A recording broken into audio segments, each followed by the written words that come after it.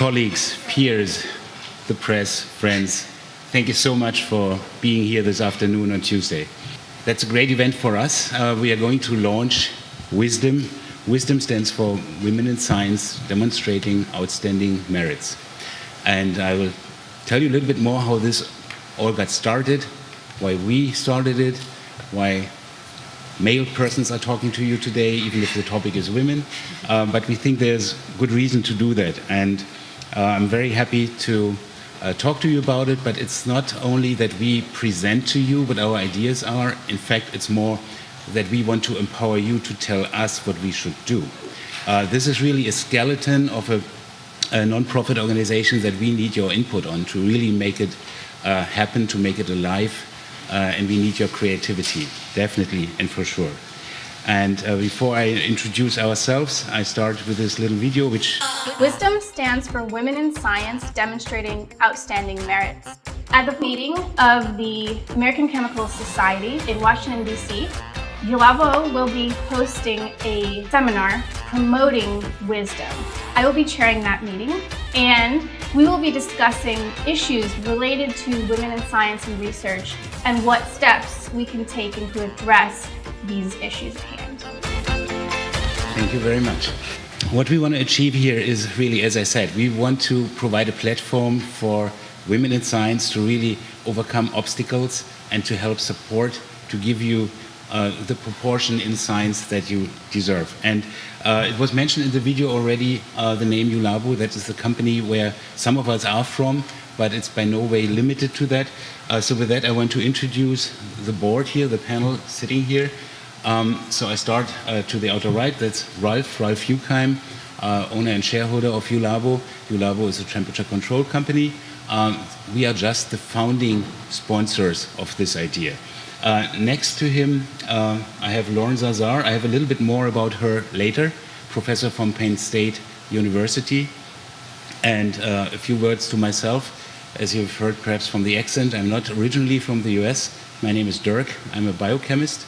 I'm a German citizen, was living the last 20 years in Switzerland and moved to the US 3 years ago.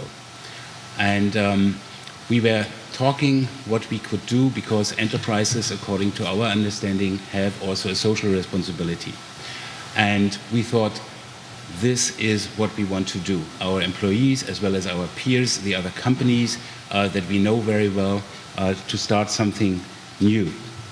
And with that, I want also to talk a little bit about where we are. So we are currently at the Walter E. Washington Convention Center. Walter E. Washington stands for diversity. I don't know if somebody knows who this person was. It was a long-time mayor of Washington, D.C., belonging to a minority in the 70s of the 20th century. And his wife, in fact, was also very much active. She started the Women Job Corps in the US. So there's some legacy specifically in this space to start something like Women in Science, and I'm very happy that we can make this happen here. So I want to talk to you before we hand it over and really become very interactive about the idea and the goals, about the concept. We think a community concept would work here best. Really, as I said before, that you contribute what you need from us, what you want to see from us. I want to explain a little bit more what the driving forces behind W.I.S.D.O.M are, why we started this. I want to talk a little bit about the tools that we currently already have established, but that's by far not what we need. So we need your help today in this discussion, what you would like to see. I will introduce a little bit more Lauren, as she's also one of our directors on the board. I will talk about the actions that we already took. And with that, I will hand it over to Lauren to talk a little bit more about her own way, her own biography, how she overcame obstacles to become a professor with such great result as she has shown. So the idea started because we think diversity is key to successful science. Diversity today, it's all over the news. And we didn't know that when we started this idea. We started, in fact, in October last year, and there was a certain political environment which made us think about which is the group that we think needs most support. And at this time, as well as today, I still think that women specifically in the scientific area, need this. I have written down here also mandatory politically driven equality is one thing, but that's not what we want in fact, because what do we see? And here my own biography plays a little role into that, because when I came to the US, I've seen that in science here, women have it very much more difficult than in other places of the world. So if you compare that, for example, to Europe, you will see that the percentage of women in science or in higher ranked positions can be found very much more abundant than in here. Some of this is really, as I've written, driven mandatorily. That isn't always the best thing, because then people put a stamp on these women and say these are just quota women. At first we have seen this in the political environment, in the different political parties in Europe. Germany is a good example currently, and it's a good example in fact. Germany right now, out of the 6 top political parties, has 4 women leaders. Only 2 political parties are led by men right now. But this can also turn into a bad thing, because I had a lot of discussions here on the trade show floor, and they were coming by a few German scientists as well.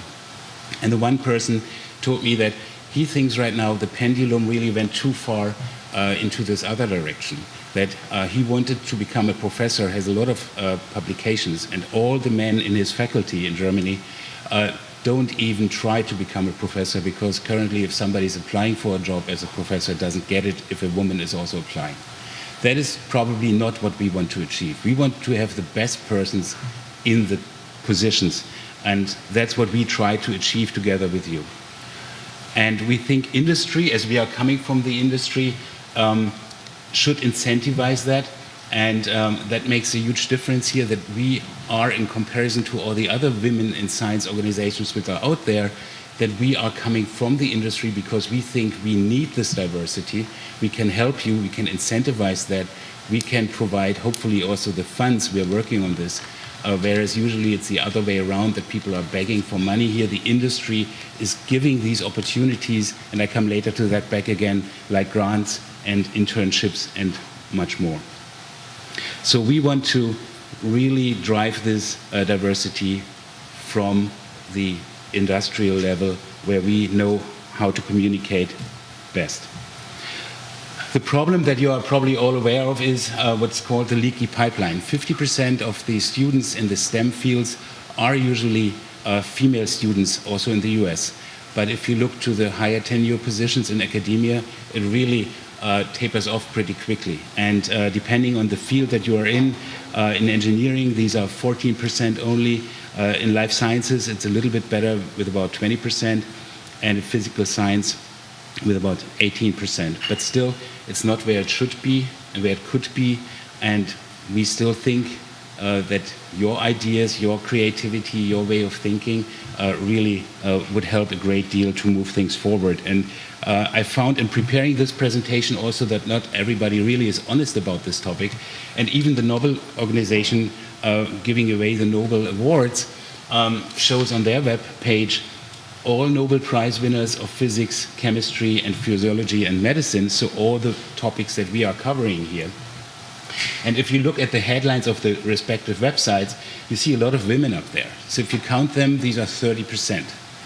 But if you look really into who got the awards, these have been only 18 women out of 590 laureates, which means 3%.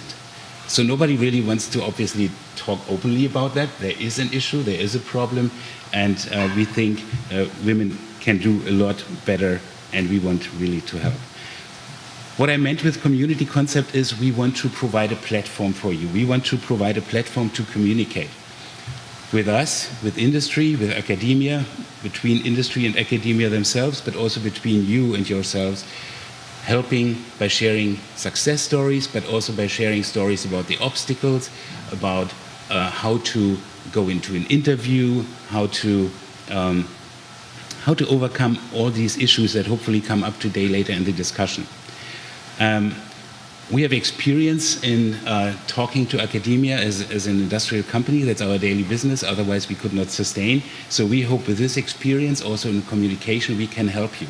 We can provide, hopefully, these tools that you need to make yourself heard in a better way.